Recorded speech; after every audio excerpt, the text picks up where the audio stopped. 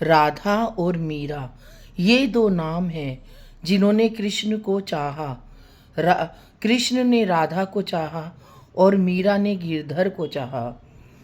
कृष्ण थे राधा के दीवाने और मीरा थी गिरधर की दीवानी। कृष्ण की शक्ति बनकर राधा इस बैकुंठ से आई और गिरधर मीरा की शक्ति बनकर मीरा की भक्ति को बढ़ावा दिया।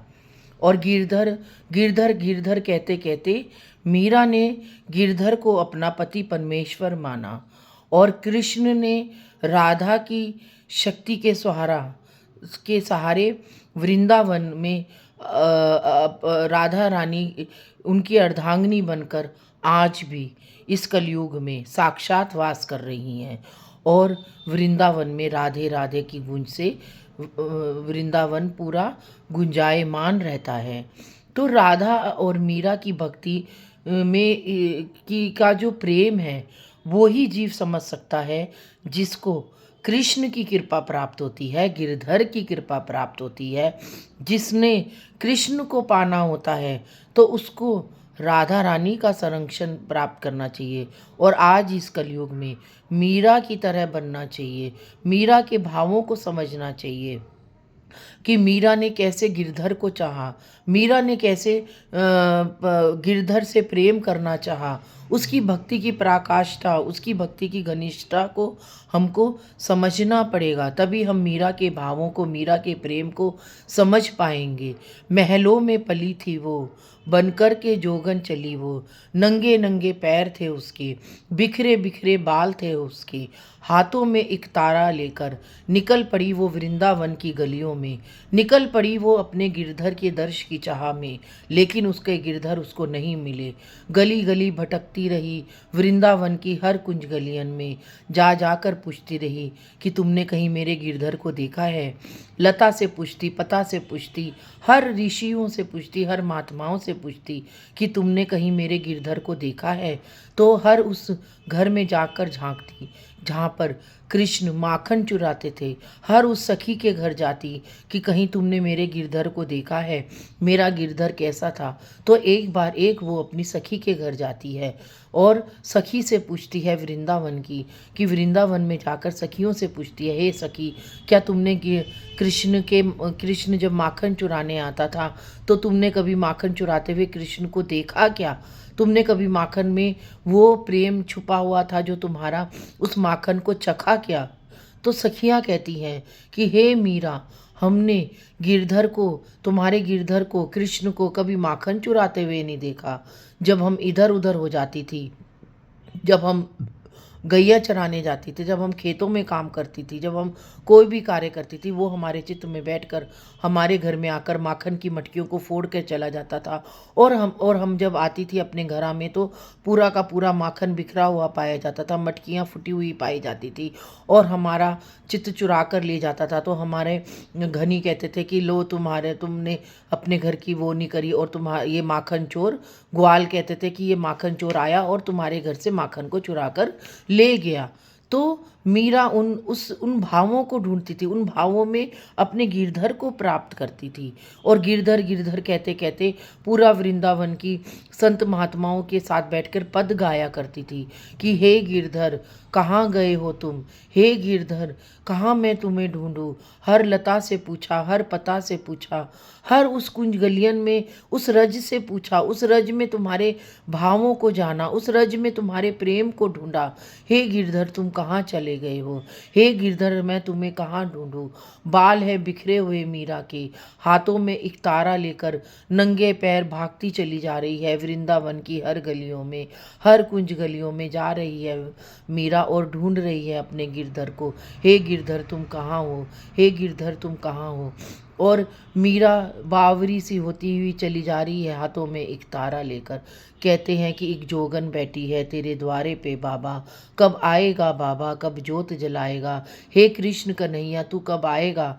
कब मेरे हृदय में आकर मेरी पीड़ा को हरेगा और उस पीड़ा में उस विरह की अग्नि में मैं जल रही हूँ, तप रही हूँ। तू क्यों मुझको इतना विरह दे रहा है? तू क्यों मुझको इतना तड़पा रहा है गिरधर? तू मुझको दर्शन क्यों नहीं देता है? और मीरा के व्याकुल नैनों में अश्रुओं की धारा बहती ही जा रही है और मीरा व्याकुल होती जा रही है कि गिरधर तुम कहाँ हो? मैं तुमको कहाँ प्राप्त करूँ? मैं तुम्हारे दर्शन क्या कहाँ करूँ?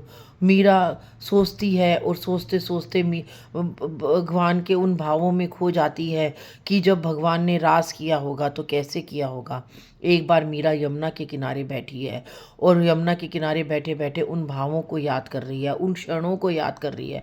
तो मीरा आंख बंद करके गिरधर को देखती है कि गिरधर ने यमुना के किनारे कैसे रास किया होगा।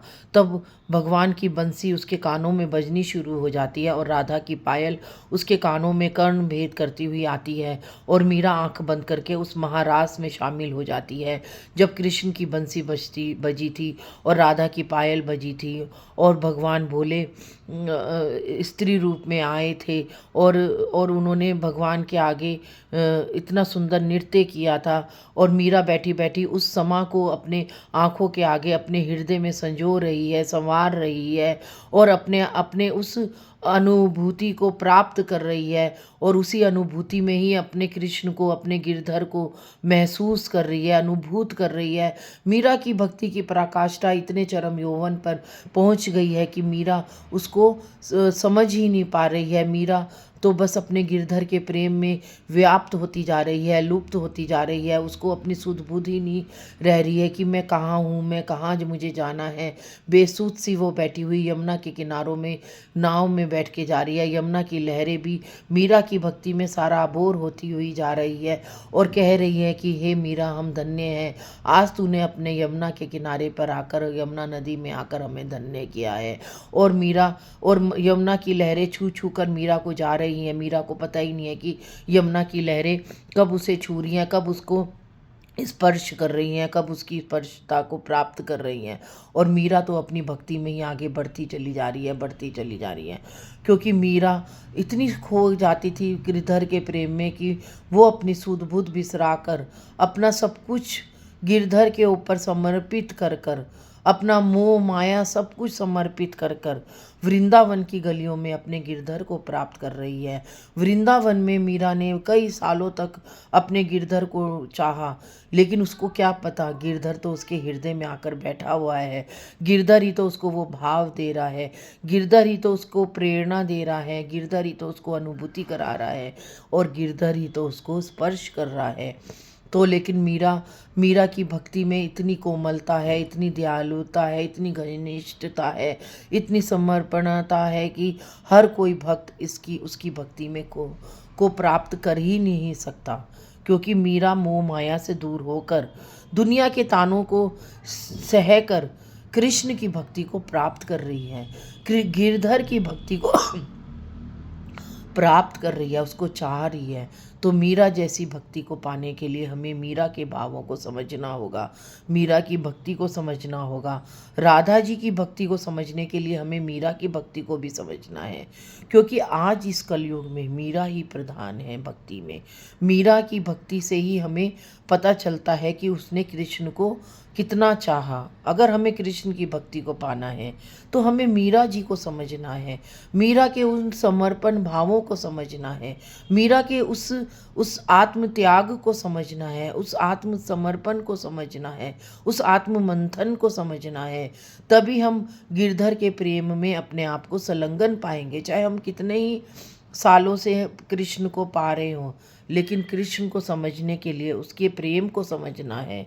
जिसने भी हाँ कृष्ण को चाहा है, हमें उसके प्रेम को समझना है, उसकी भक्ति की अथाह सागर को महसूस करना है।